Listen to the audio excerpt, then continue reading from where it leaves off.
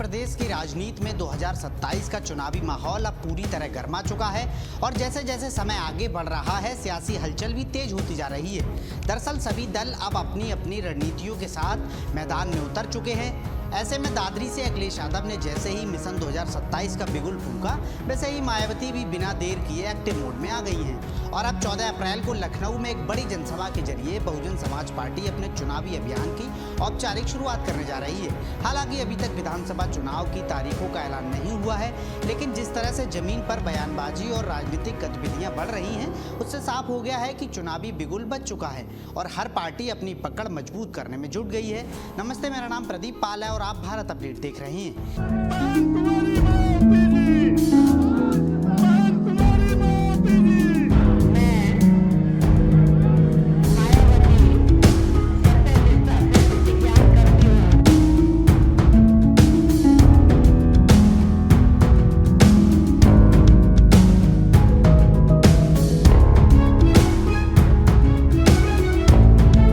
Samajwadi party अपने सामाजिक समीकरणों को साधने में लगी है, तो वहीं भारतीय जनता पार्टी विकास और योजनाओं के जरिए माहौल बनाने की कोशिश कर रही है और इसी कड़ी में अब बसपा भी पूरी ताकत के साथ वापसी की रणनीति पर काम करती नजर आ रही है। लेकिन अगर थोड़ा पीछे देखें तो पिछले कुछ चुनावों में लगातार कमजोर प्रदर्शन और घटते वोट शेयर के कारण बसपा इस समय अपने सबसे चुनौतीपूर्ण दौर से गुजर रही है, क्योंकि पार्टी का पारंपरिक जनाधार धीरे धीरे खिसकता गया है और कई बड़े नेता भी पार्टी छोड़ चुके हैं, जिससे संगठनात्मक ढांचा भी कमजोर हुआ है। यही वजह है कि अब मायावती ने पार्टी नेताओं के साथ बैठक कर साफ संदेश दिया है कि बसपा को फिर से जमीनी स्तर पर मजबूत पकड़ बनानी होगी, वहीं प्राथमिकता भी देनी होगी। यानी अब फोकस सिर्फ बयानबाजी पर नहीं बल्कि ग्राउंड लेवल पर काम करने पर रहेगा। इसी के तहत कार्यकर्ताओं को निर्देश दिया गया है कि वे बूथ स्तर तक मजबूत नेटवर्क तैयार करें, जनता के बीच जाएं और पार्टी के मूल विचार सामाजिक न्याय और संतुलन को दोबारा मजबूत करें। और यही कारण है कि 14 अप्रैल को बाबा साहेब भीमराव अंबेडकर की जयंती के मौके पर होने वाली रैली को बहुत बेहद अहम माना जा रहा है, क्योंकि इसके जरिए बसपा अपने मिशन 2027 की शुरुआत करेगी और साथ ही अपने समर्थकों को एकजुट करने की कोशिश भी करेगी।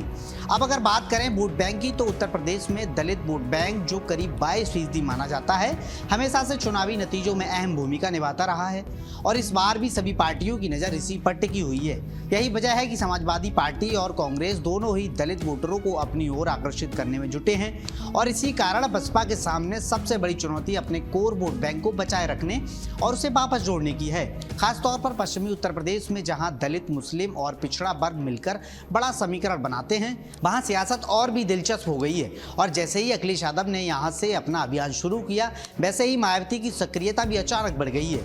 जो इस बात का साफ संकेत है कि बसपा अब किसी भी तरह ढील देने के मूड में नहीं है। और अब यहाँ एक और बड़ा बदलाव देखने को मिल रहा है। दरअसल मायावती की रणनीति इस बार पहले से अलग नजर आ रही है, क्योंकि पहले उन पर आरोप लगता था कि वे बीजेपी पर सीधे हमला नहीं करती, लेकिन अब उनका रुख बदला हुआ दिखाई दे रहा है। हाल ही में उन्होंने महंगाई, बेरोजगारी, पेट्रोल, डीजल और गैस सिलेंडर की बढ़ती कीमतों को लेकर बीजेपी सरकार पर खुलकर हमला बोला है और इससे यह संकेत भी मिला है कि वे अपनी बी टीम वाली छवि को तोड़ने की कोशिश कर रही हैं, ताकि मुस्लिम और अन्य वर्गों का भरोसा फिर से हासिल किया जा सके। दरअसल पिछले कुछ समय में मुस्लिम वोट बैंक काफी हद तक बसपा से दूर हो गया था, जिससे पार्टी की चुनावी स्थिति कमजोर हुई और अब उसे वापस जोड़ना भी एक बड़ी चुनौती बन चुका है। इसके अलावा बसपा के सामने एक और बड़ी समस्या है और वो है मजबूत उम्मीदवारों की कमी, क्योंकि एक समय था जब बसपा के टिकट पर चुनाव लड़ना जीत की गारंटी माना जाता था, लेकिन 2012 के बाद हालात बदल गए और पार्टी का वोट शेयर घटकर 9% तक पहुंच गया,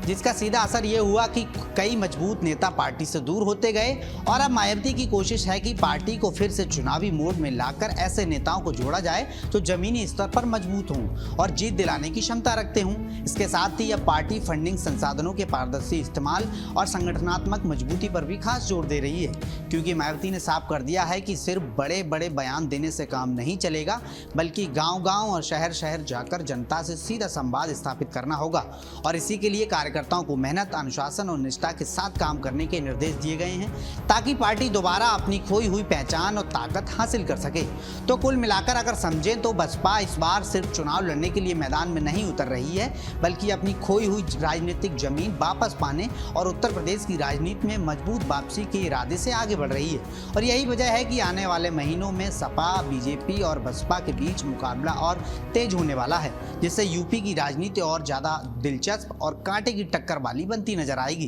पूरी खबर पर आपकी क्या राय है, हमें कमेंट करके जरूर बताएं।